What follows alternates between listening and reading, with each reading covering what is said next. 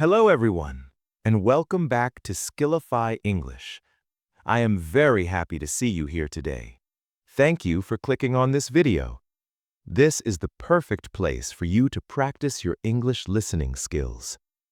Today, we have something very special for you. We have a long and interesting story. This story is a mystery. It is a little bit sad, but it is also full of hope. The title of today's story is The Man with No Name. This video is designed for beginners and intermediate learners. I will speak slowly. I will speak clearly. I will use simple words.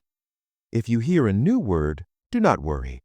Just listen to the context. Listen to the sentences around the word. This will help you understand the meaning. Listening to stories is a great way to learn English. You can relax. You can sit comfortably. You can even close your eyes. Just let the English words flow into your ears. Try to imagine the pictures in your head. Imagine the people. Imagine the places. This is a long story, so get comfortable. Take a deep breath. Let's begin our journey together. Chapter 1. The Stranger in the Rain. It was a Tuesday evening in October. The month was October, and the season was autumn. In the small town of Willow Creek, the weather was cold. It was very cold. The wind was blowing through the trees. The leaves on the trees were yellow and brown. They fell from the trees and danced in the wind. It was raining, too. The rain was not heavy, but it was steady. It was a cold, gray rain. Pitter-patter, pitter-patter. The rain fell on the roofs of the houses. The rain fell on the empty streets. The town of Willow Creek was usually a quiet place, but tonight it was even quieter than usual. Most people were inside their warm houses. They were eating dinner with their families. They were watching television. They were safe and warm inside. At the edge of the town, there was an old train station. The station was small. It was built a long time ago. The paint on the walls was peeling. The wooden benches were old. Usually, the station was empty at night. Not many trains stopped at Willow Creek. It was too small. Most trains went past the town. They went to the big cities. But tonight was different. At 7 o'clock in the evening, a loud sound broke the silence. The sound was a train whistle. A train was coming. The ground shook a little bit. The lights at the station turned on. A large train pulled into the station. The brakes made a loud screeching noise. The train stopped. For a moment, nothing happened. The doors of the train remained closed. The station master, an old man named Mr. Henderson, looked out of his window. He was surprised. Why did the train stop? No one visits Willow Creek in October. It is too cold. It is too quiet. Then one door opened. A man stepped out of the train. He stepped onto the wet platform. The platform is the place where you stand to wait for a train. The man stood there alone. The door of the train closed behind him. The train whistled again. Slowly, the train started to move. It left the station. It disappeared into the dark, rainy night. Now, the man was completely alone. He stood under the yellow light of the station. He did not move. He just stood there. Mr. Henderson, the station master, watched him. He wondered who the stranger was. The man was tall. He was very tall. He wore a long gray coat. The coat looked expensive, but it was dirty. It had mud on the bottom. He wore a hat on his head. The hat was pulled down low. It covered his eyes. It was hard to see his face. In his right hand, he held a suitcase. A suitcase is a bag used for travel. This suitcase was made of brown leather. It looked very old. It looked heavy. Mr. Henderson put on his jacket. He grabbed his umbrella. He opened the door of his office and walked out onto the platform. He walked towards the stranger. The rain was falling on Mr. Henderson's umbrella. Tap, tap, tap. "Good evening," Mr. Henderson said. His voice was friendly. He wanted to be helpful. The tall man did not answer. He did not move. He just stared straight ahead. He was looking at the empty tracks. The tracks are the metal rails where the train runs.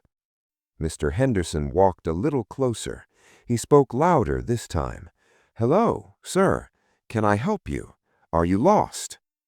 Slowly, the man turned his head. He looked at Mr. Henderson. The station master saw the man's face for the first time. The man looked tired. He looked very tired. His face was pale. Pale means his face had no color. It was white like paper. His eyes were blue, but they looked empty. They looked sad and confused. The man opened his mouth to speak. His lips were dry. He tried to say something, but no sound came out. He coughed a little bit. Then he tried again. Where am I?" the man whispered. His voice was rough. It sounded like he had not spoken for a long time. "You are in Willow Creek," Mr. Henderson answered. "This is the Willow Creek station. Were you sleeping on the train? Did you miss your stop?" The man looked around. He looked at the old station. He looked at the rain falling from the dark sky. He looked at the sign that said Willow Creek. He shook his head slowly. "I do not know," the man said. Mr. Henderson was confused. "What do you mean you do not know? Where are you going? Do you have a ticket?" The man dropped his suitcase. It hit the ground with a heavy thud. He put his hands to his head. He rubbed his temples. He looked like he was in pain. "I do not know where I am going," the man said. His voice started to shake. He sounded scared. Mr. Henderson felt sorry for the man. The stranger was obviously sick or confused. "Come inside, sir," Mr. Henderson said. "It is too cold out here. Come into my office. It is warm inside. I have hot coffee. Please, come inside." The stranger hesitated. To hesitate means to pause before doing something. He was not sure. He looked at Mr. Henderson's kind face. Then he nodded. He picked up his heavy brown suitcase and he followed the station master into the small office. The office was warm. There was a small heater in the corner. The air smelled like old paper and coffee. Mr. Henderson poured a cup of hot coffee. He gave it to the man. The man took the cup with shaking hands. He drank a little bit. The hot liquid seemed to help him. A little bit of color came back to his pale face. "Now," Mr. Henderson said gently, "let us solve this problem. I can help you call your family. I can help you call a friend. What is your name, sir?" The room was silent. The only sound was the rain hitting the window. The man looked into his coffee cup. He stared at the black liquid. He thought very hard. He tried to remember. He closed his eyes. He searched his mind for a name. He searched for a face. He searched for a memory. But there was nothing. His mind was blank. It was empty. It was like a white room with no furniture. He opened his eyes. He looked at Mr. Henderson with fear. "I do not know," he whispered. "I do not know my name. I do not remember anything." Chapter 2. The Suitcase. Mr. Henderson looked at the stranger with kindness. He saw the fear in the man's eyes. He put a hand on the man's shoulder. "Do not worry," Mr. Henderson said softly. "Do not panic. We will figure this out. Maybe you have some identification. Identification is a card with your name and photo. Do you have a wallet? The man stood up slowly. He checked the pockets of his long gray coat. He put his hand in the left pocket. It was empty. He put his hand in the right pocket. It was also empty. He checked the pockets of his trousers. There was nothing. No wallet, no keys, no phone, no money. "I have nothing," the man said. He sounded hopeless. To feel hopeless means to feel like there is no answer. Mr. Henderson looked at the brown suitcase. It was sitting on the floor next to the chair. "What about your bag?" he asked. "Maybe there is something inside your bag. Maybe there is a paper with your name." The man looked at the suitcase. He looked at it as if he had never seen it before. He lifted it up. It was heavy. He placed the suitcase on Mr. Henderson's desk. The desk was messy with papers, but he made space. The suitcase was made of leather. It had 2 brass latches. Brass is a gold-colored metal. "Open it," Mr. Henderson encouraged him. "Go ahead." The man's hands were shaking. He reached out and touched the brass latches. Click, click. The latches opened easily. The suitcase was not locked. The man took a deep breath. He lifted the lid of the suitcase. Both men looked inside. They expected to find answers. They expected to find a passport or a driver's license, but they found only ordinary things. Inside the suitcase, there were clothes. There were 3 white shirts. They were folded neatly. To fold means to bend cloth so it is flat. The shirts were clean and white. There were 2 pairs of socks. There was a thick wool sweater. It was blue. The man touched the clothes. "Do you recognize these?" Mr. Henderson asked. "Do you remember packing this bag?" The man shook his head. "No," he whispered. "I do not remember. These look like my size, but I do not remember them." Mr. Henderson dug deeper into the suitcase. Under the clothes, there was a small object. It was a book. It was a notebook with a black cover. Mr. Henderson picked it up. His heart beat a little faster. "This must be it," he thought. "This notebook must have the man's name." He opened the notebook. He turned to the first page. It was empty. He turned to the second page. It was empty. He flipped through all the pages quickly. Every single page was blank. There was no writing. There were no notes. There were no drawings. It was just an empty book. "That's strange," Mr. Henderson said. "Why would someone carry an empty notebook?" There was one more thing in the suitcase.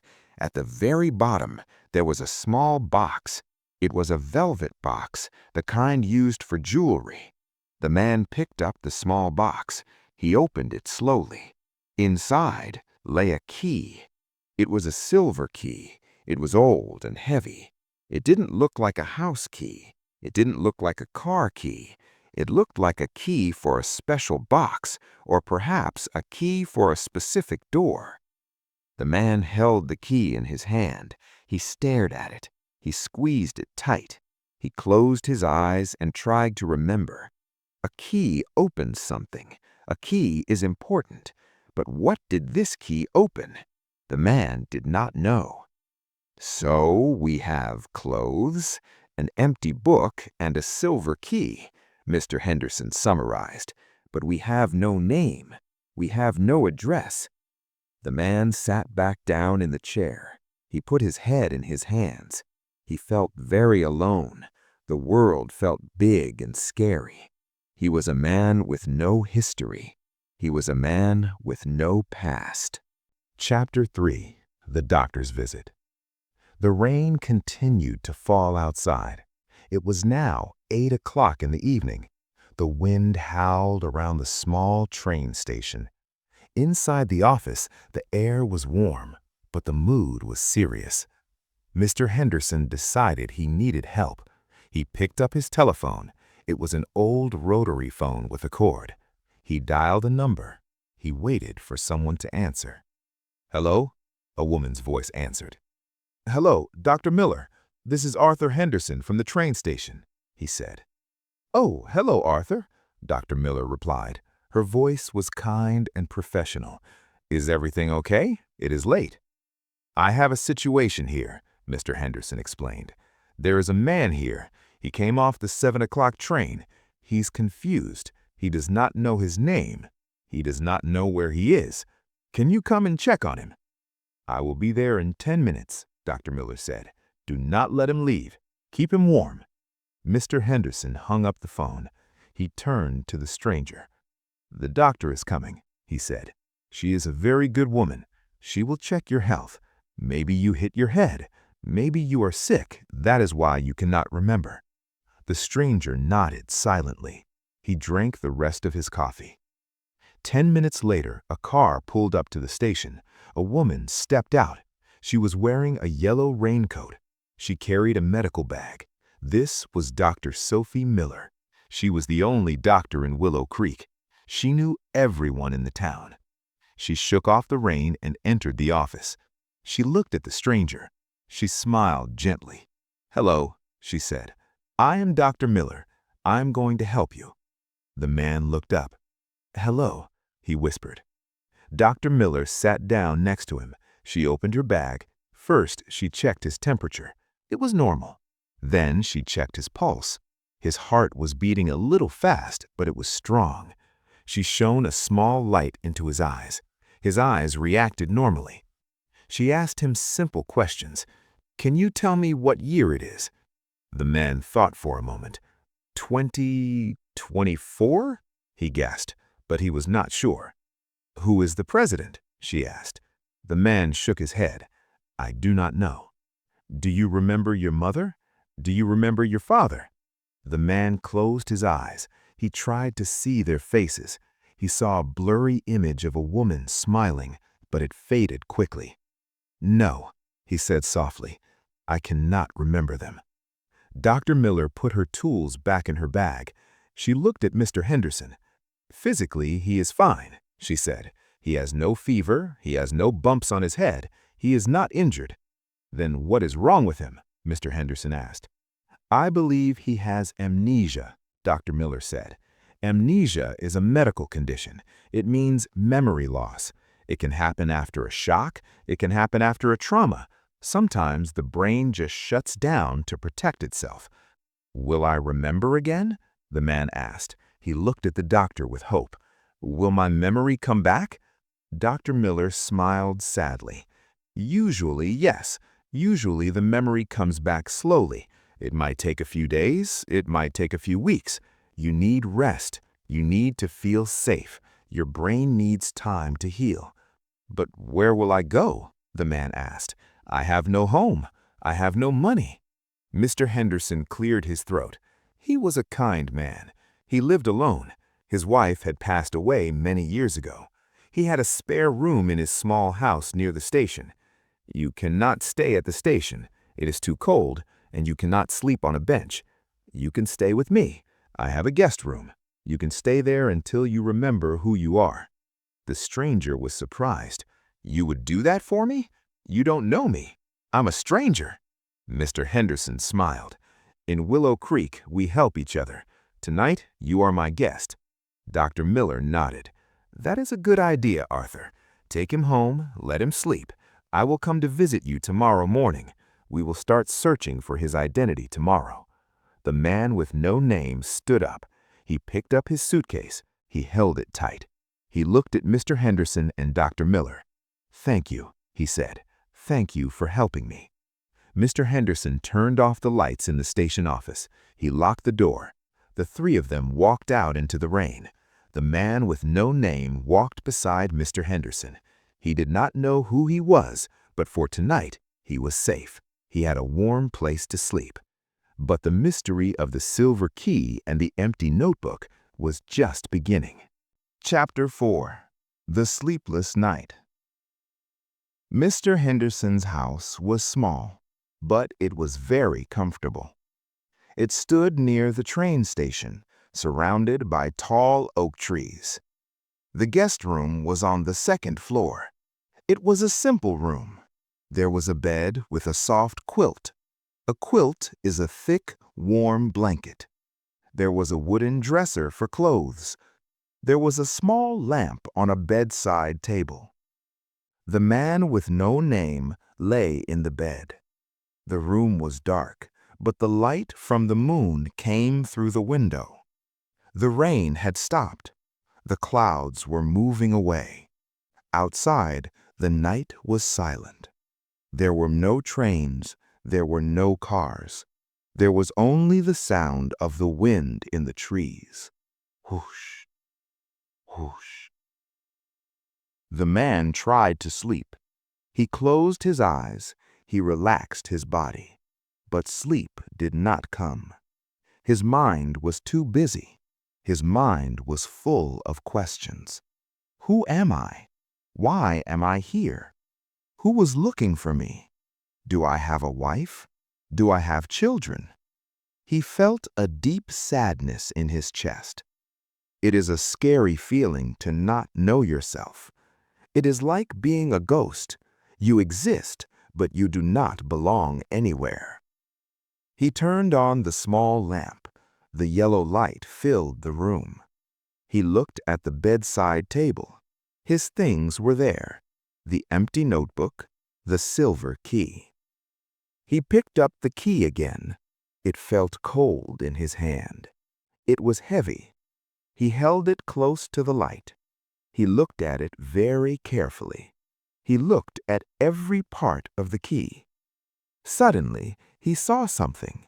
It was very small. He had not seen it before because the station was too dark. But here, under the lamp, he saw a tiny mark. It was an engraving. An engraving is a design cut into metal. He squinted his eyes. To squint means to close your eyes halfway to see better. He looked closer. There were numbers on the key. The numbers were small and faint. Faint means hard to see. He read the numbers slowly. 3, 0, 5. Below the numbers, there was a tiny picture. It was a picture of a bird. It was a swan. A swan is a large white water bird with a long neck. The man sat up in bed. His heart beat faster. This was a clue. A clue is a piece of information that helps solve a mystery. Room 305 and a swan. He repeated it to himself. Room 305, the swan. Did he live in room 305? Was it a hotel room? Was it an apartment? He closed his eyes again. He tried to force his memory. He tried to see a door with the number 305. He tried to see a building with a swan. For a second, just 1 second, he felt a flash of memory. He saw a red carpet. He smelled fresh flowers. He heard a piano playing soft music. But then the memory vanished. It disappeared like smoke. He sighed. He put the key back on the table. He did not know the answer yet, but he had hope. He had a number. He had a symbol. Tomorrow he would show Mr. Henderson. Tomorrow they would start the search. The man turned off the light. He pulled the warm quilt up to his chin. Finally, he fell asleep. He did not dream of the past. He slept deeply, safe in the quiet house in Willow Creek. Chapter 5. A Morning Discovery. The next morning, the sun shone brightly. The storm was over. The sky was blue and clear. The sunlight came into the guest room window. It woke the man up. He opened his eyes. For a moment, he was confused. He did not recognize the room. Then he remembered. He was in Willow Creek. He was the man with no name. He got out of bed. He washed his face with cold water. He put on his white shirt and gray trousers.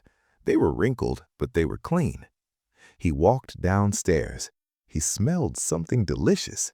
He smelled bacon and coffee. Mr. Henderson was in the kitchen. He was cooking breakfast. "Good morning," Mr. Henderson said cheerfully. "Did you sleep well?" "Good morning," the man replied. "Yes, I slept well, thank you."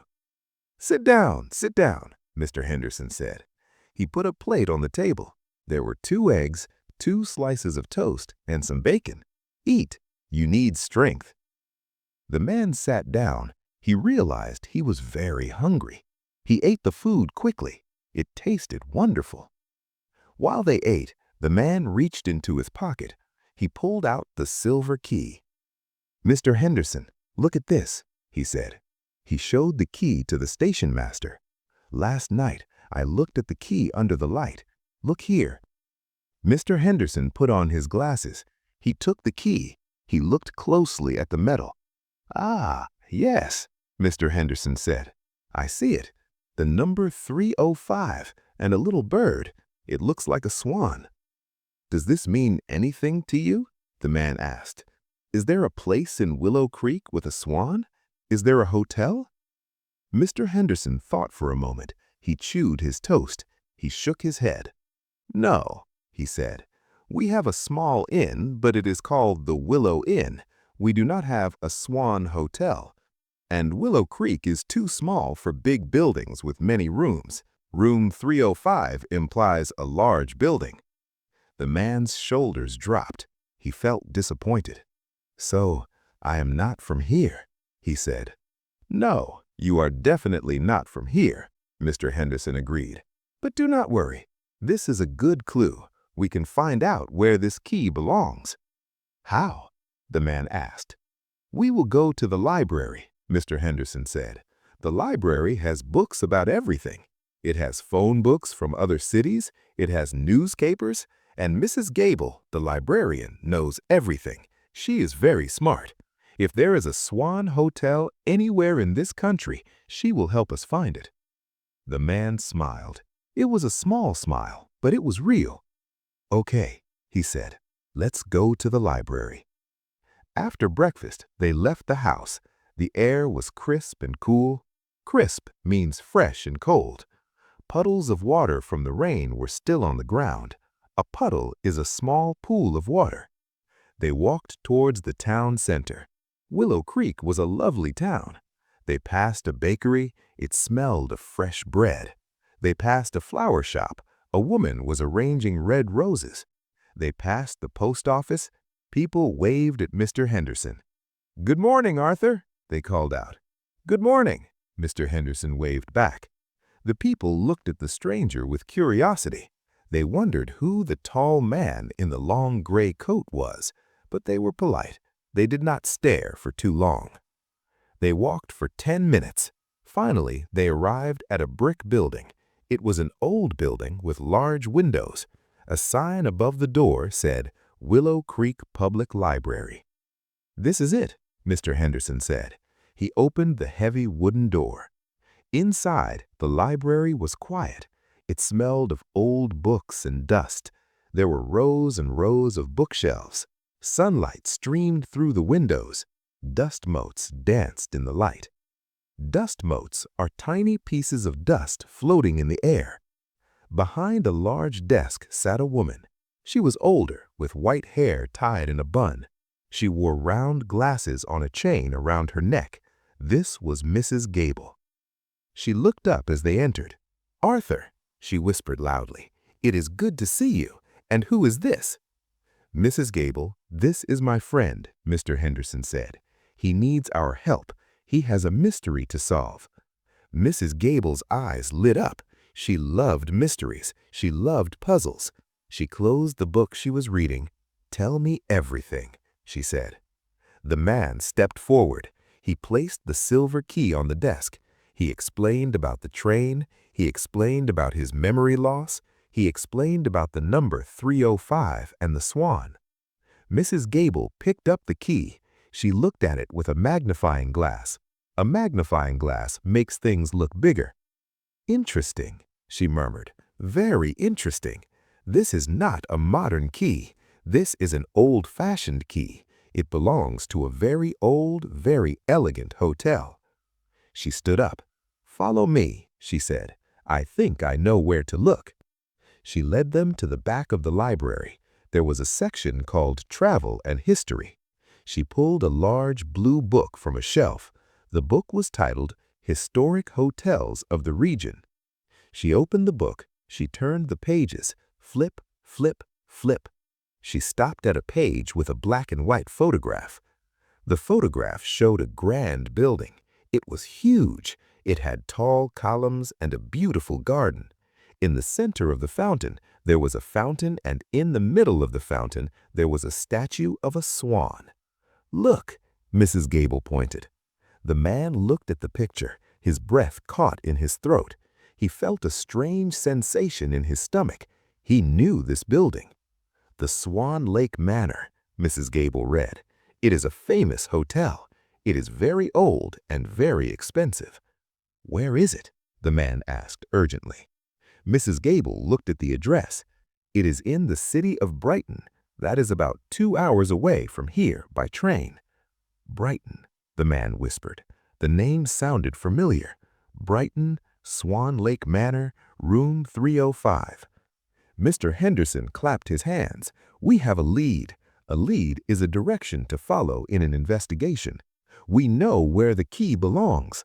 "But," the man said slowly, "why do I have a key to a hotel in Brighton? Why was I on a train going away from Brighton? And why is my notebook empty?" "Those are good questions," Mrs. Gable said. "But now you have a destination. You must go to Brighton. You must go to the Swan Lake Manor." The man nodded. He felt a mix of excitement and fear. He had a destination, but he still did not have a name. "I will go," he said firmly. "I will take the next train to Brighton." "I will go with you," Mr. Henderson immediately said. "You cannot go alone. You are still confused. I have vacation days. I will come with you. We will solve this together." The man looked at Mr. Henderson with gratitude. Gratitude means feeling thankful. "Thank you, Arthur," he said. "You are a good friend." So the plan was made. They would go to Brighton. They would find the Swan Lake Manor. They would open the door to room 305. But they did not know what was waiting for them behind that door. They did not know that the mystery was much bigger than a simple hotel room. Chapter 6. The Journey to Brighton. Mr. Henderson and the stranger stood on the platform of the Willow Creek train station. It was the same platform where they met 2 nights ago. But today the feeling was different. It was not dark and rainy. It was bright and sunny. They were not strangers anymore. They were partners on a mission. A mission is an important task or journey. Mr. Henderson went to the ticket window. He bought 2 tickets to Brighton. He gave 1 ticket to the man. "Keep this safe," Mr. Henderson said. "This is your ticket to your past." The train arrived at noon. It was a fast train. It was shiny and silver. They boarded the train and found 2 empty seats. They sat by the window. The train started to move, slowly at first, then faster and faster. The station disappeared behind them. Willow Creek disappeared behind them. The man looked out the window. He watched the world go by.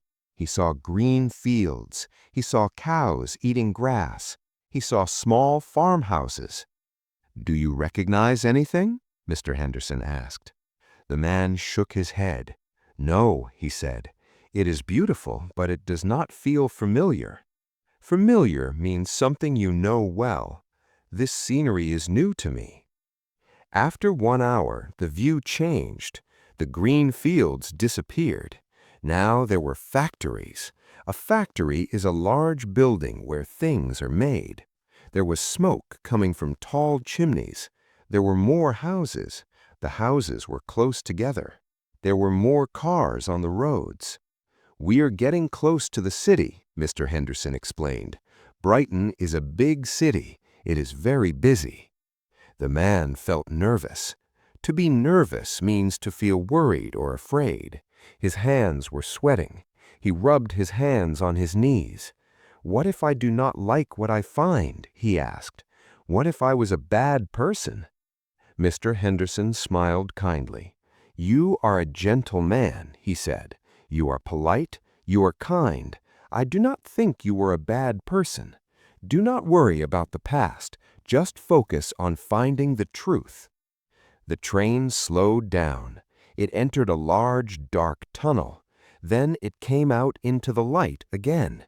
They were in the city. There were tall buildings everywhere. There were buses and taxis. There were thousands of people. The conductor's voice came over the speaker. "Next stop, Brighton Central Station. Brighton Central Station." The train stopped with a hiss. The doors opened. A crowd of people rushed out. The man and Mr. Henderson stepped onto the busy platform. The noise was loud. It was very different from the quiet of Willow Creek. "Stay close to me," Mr. Henderson said. "Do not get lost." They walked through the station. It was huge. It had high ceilings and many shops. They walked out to the street. The city of Brighton was loud and energetic. Mr. Henderson waved his hand. He called for a taxi. A yellow taxi stopped in front of them. "Where to?" the driver asked. "Swan Lake Manor," Mr. Henderson said. The driver looked at them in the mirror. He looked impressed. "Swan Lake Manor? That's a very fancy place. Are you checking in?" "We hope so," Mr. Henderson said. The taxi drove through the city streets. The man looked at the buildings. He tried to feel a connection. He tried to remember a street corner or a shop, but his mind was still blank. Then the taxi turned a corner. The noisy city seemed to fade away. They entered a quiet, expensive neighborhood. The trees were perfectly cut. The road was wide and clean. Ahead of them there was a large iron gate. Behind the gate there was a magnificent building. It looked like a palace. It was white and grand. In front of the building there was a large garden, and in the center of the garden there was a fountain. Water sprayed into the air. In the middle of the water stood a stone statue. It was a beautiful white swan. The man gasped. To gasp means to take a quick breath because of surprise. "It's real," he whispered. "It's exactly like the picture." Chapter 7. The Grand Hotel. The taxi stopped in front of the hotel. Mr. Henderson paid the driver. They stepped out of the car. The man stood in front of Swan Lake Manor. He felt very small. The building was enormous. It had many windows. It had balconies with flowers. "Do you remember this place?" Mr. Henderson asked softly. The man stared at the swan fountain. He listened to the sound of the water. Splash, splash. "I think so," he said slowly. I feel like I have walked here before. I know the sound of this water." He touched his pocket. The silver key was there. He felt the shape of the key through the cloth. It gave him courage. Courage means being brave. "Let's go inside," Mr. Henderson said. They walked up the wide stone stairs. A doorman opened the big glass doors for them. The doorman wore a uniform with gold buttons. "Good afternoon, gentlemen," the doorman said. "Welcome to Swan Lake Manor." The man nodded, but he did not speak. He was too nervous. They walked into the lobby. The lobby is the entrance room of a hotel. It was breathtaking. Breathtaking means very, very beautiful. The floor was made of marble. It was shiny and smooth. High above them there was a chandelier. A chandelier is a large light fixture with many crystals. It sparkled like diamonds. There were soft velvet sofas. There were paintings on the walls in gold frames. The man looked around. His heart was beating like a drum. Boom, boom, boom. He knew this smell. The hotel smelled of fresh lilies and expensive perfume. It was the smell he remembered in his flash of memory. There was a long reception desk. A woman and a man stood behind it. They were typing on computers. They looked very busy. Mr. Henderson whispered to the man, "What should we do? Should we ask them?" The man shook his head. "No," he whispered back. "If I ask them, they will ask for my name. I do not have a name. They might call the police. They might think I stole the key." "Then what?" Mr. Henderson asked. "I have the key," the man said. "I will try to go to the room. If the key works, then I belong here." Mr. Henderson nodded. "That is a risky plan, but let's try it." They walked past the reception desk. They tried to look confident. To look confident means to look like you know what you are doing. The receptionist looked up. She smiled at them. The man smiled back and nodded. He kept walking. She did not stop them. They found the elevators. The doors were gold. The man pressed the button. The doors opened. They stepped inside. The man looked at the buttons in the elevator. 1, 2, 3, 4, 5. "Room 305 must be on the 3rd floor," Mr. Henderson said. The man pressed the button for number 3. The elevator moved up smoothly. It was silent. Ding! The doors opened on the 3rd floor. The hallway was long and quiet. There was a thick red carpet on the floor. It was very soft to walk on. There were lamps on the walls. The man walked down the hallway. He looked at the numbers on the doors. 301, 302, 303, 304. He stopped. He stood in front of a wooden door. The number on the door was gold. 305. "This is it," Mr. Henderson whispered. The man took a deep breath. His hand was shaking. He took the silver key out of his pocket. He looked at the key. He looked at the lock on the door. He put the key into the lock. It fit perfectly. He turned the key. Click! The lock opened. The man turned the handle. The door opened. He stood in the doorway. He looked inside room 305. The room was dark because the curtains were closed. He could see furniture. He could see a desk. He could see a bed. Mr. Henderson stood behind him. "Go on," he said. "Go inside." The man stepped into the room. He felt a strange feeling. He felt a wave of sadness. He also felt a sense of home. He reached for the light switch on the wall. He turned on the light. The room was filled with things. There were papers on the desk. There were clothes on the chair. There was a violin in the corner. A violin is a musical instrument with strings. The man walked to the desk. He saw a framed photograph. He picked it up. His hands trembled. To tremble means to shake a little. He looked at the photo. It was a picture of himself. He was smiling. He looked happy. Standing next to him was a woman. She was beautiful. She had long, dark hair and kind eyes. She was holding a baby. The man stared at the photo. Tears filled his eyes. "I know her," he whispered. "I know her." "Who is she?" Mr. Henderson asked gently. The man closed his eyes. A name came to his mind. It was clear and loud. "Elena," he said. "Her name is Elena." "And who are you?" Mr. Henderson asked. The man opened his eyes. He looked at the photo again. He looked at the violin in the corner. He looked at the music sheets on the desk. "I remember," he said.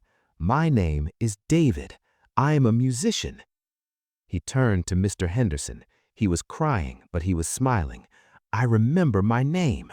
I am David, and this is my room." "But where is Elena?" Mr. Henderson asked. "The room is quiet. There is no one here." The man looked around. The room was messy. It looked like someone left in a hurry. He saw a piece of paper on the pillow. It was a note. He picked up the note. He read the handwriting. It was his own handwriting. It said, "I cannot do this anymore. I am sorry, Elena. I have to leave." David dropped the note. His face went pale again. What had he done? Why did he leave? He remembered his name, but now he had a new mystery to solve. Where was his family, and why did he run away? Chapter 8. The Broken Music. David stood in the middle of room 305. The note was in his hand. I cannot do this anymore. The words were heavy. They made his heart hurt. Mr. Henderson walked closer. He looked at the violin in the corner. It was a beautiful instrument, made of dark wood. You are a musician, Mr. Henderson said softly. You play the violin. David put down the note. He walked to the violin. He picked it up. It felt familiar in his hands. He put the violin under his chin. He picked up the bow. The bow is the stick used to play the strings. He closed his eyes. He moved the bow across the strings. A sound came out. It was a sad, beautiful sound. It was a melody. A melody is a tune or song. Suddenly, more memories came back. They came fast, like a flood. David remembered the lights. He remembered the stage. He remembered thousands of people watching him. He was a famous violinist. He traveled all over the world. He played in London, Paris, and New York. But he also remembered the fear. He was always tired. He was always worried. He wanted to be perfect. Everyone expected him to be perfect. The pressure was too much. Pressure means a strong feeling of stress. I remember, David said. His voice was shaking. I had a big concert. It was 3 days ago. I was terrified. To be terrified means to be very, very scared. I could not breathe. I felt like the walls were closing in. So you ran away, Mr. Henderson said. Yes, David said.